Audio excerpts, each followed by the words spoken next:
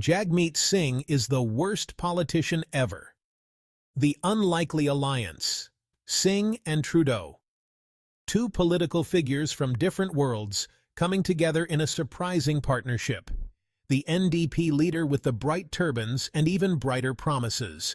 A man who captured the imagination of many with his vibrant personality and bold ideas.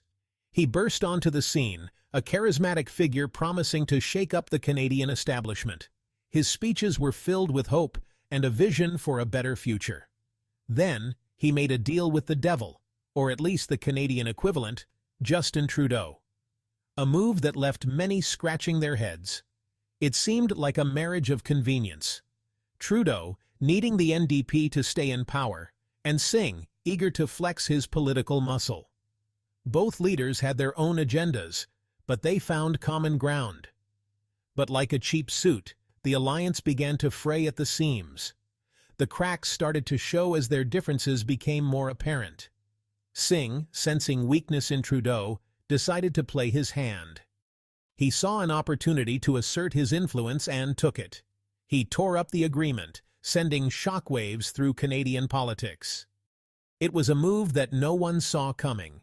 It was a bold move, some might even say reckless, but Singh was determined to make a statement, to show that he was not to be underestimated. The NDP, a party perpetually stuck in third place, was now adrift in a sea of uncertainty. Their future was unclear, and the political landscape had been dramatically altered. Singh's actions have shocked the nation, leaving many questioning his leadership. Some even see him as the worst politician ever, surpassing Trudeau in their eyes. Canadians awoke to the news. The NDP had pulled the plug. The political landscape was about to change dramatically, and the nation was buzzing with speculation and concern.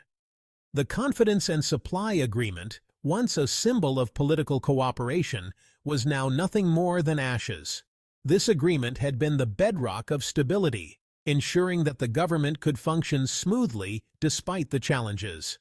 Singh, with his trademark fiery rhetoric, justified the move.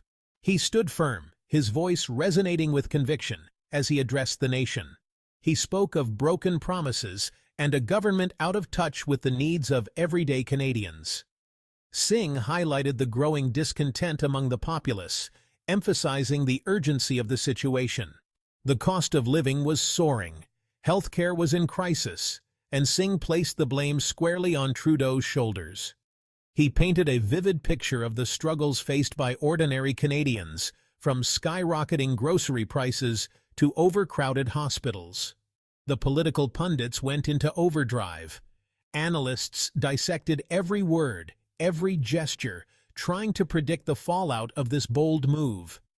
Was this a stroke of genius or political suicide? The nation was divided, with opinions swirling like a tornado, each side weighing the potential outcomes. Some praised Singh for standing up to the Liberals, for finally giving voice to the frustrations of Canadians. They saw him as a champion of the people, a leader unafraid to challenge the status quo. Others saw it as a reckless gamble, one that could pave the way for a conservative government.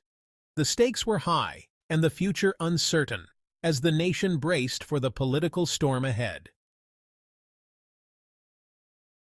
The press conferences that followed were a sight to behold, truly unforgettable. No matter the question, Singh's response was always the same. I tore up the agreement. It became his mantra, his shield against any criticism. Where was the plan?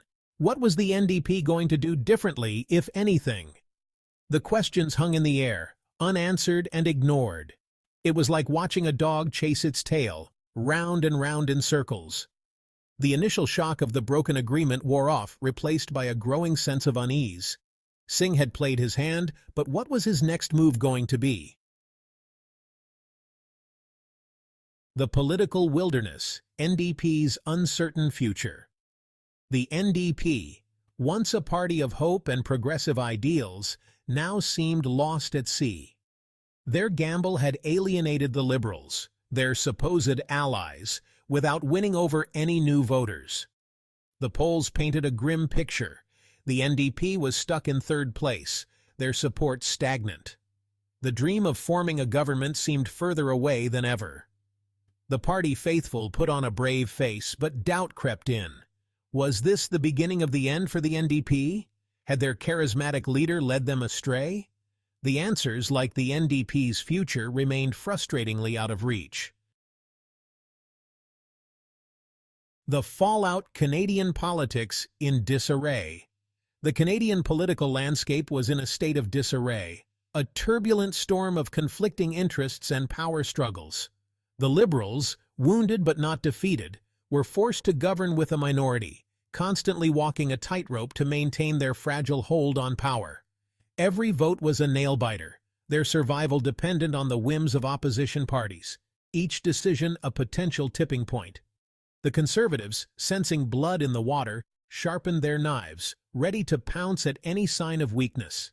They painted Singh as an untrustworthy opportunist, a man who would say anything to grab power, further muddying the waters of public trust. The real victims in all of this? The Canadian people, caught in the crossfire of political gamesmanship. Instead of addressing the very real issues facing the country, politicians were locked in a cynical game of political maneuvering, each move calculated for maximum advantage. The cost of living continued to climb, healthcare remained a mess, and Canadians were left wondering who was looking out for them. The sense of disillusionment grew, as everyday citizens felt increasingly disconnected from those in power. The Emperor's new clothes. Singh's empty promises. Singh, once a beacon of hope, was now viewed with suspicion. His promises of a better future rang hollow. He had talked a big game, but when it came time to deliver, he had nothing to offer but the same tired rhetoric. The Emperor, it turned out, had no clothes. Singh's gamble had backfired, leaving him with diminished power and a tarnished reputation. The NDP, once a party on the rise, was now relegated to the sidelines, their dreams of governing reduced to a distant whisper. Canada's future, a nation on hold. Canada, once a beacon of stability and prosperity, now faces an uncertain future. The political landscape is fractured, the economy is sputtering, and the public is losing faith in its leaders. The dream of a just and equitable society seems further away than ever. Jagmeet Singh, the man who promised to shake things up, has instead become a symbol of the dysfunction that plagues Canadian politics. His legacy, it seems, will be one of broken promises and missed opportunities. And as for Canada, the nation waits, holding its breath, hoping for a brighter tomorrow.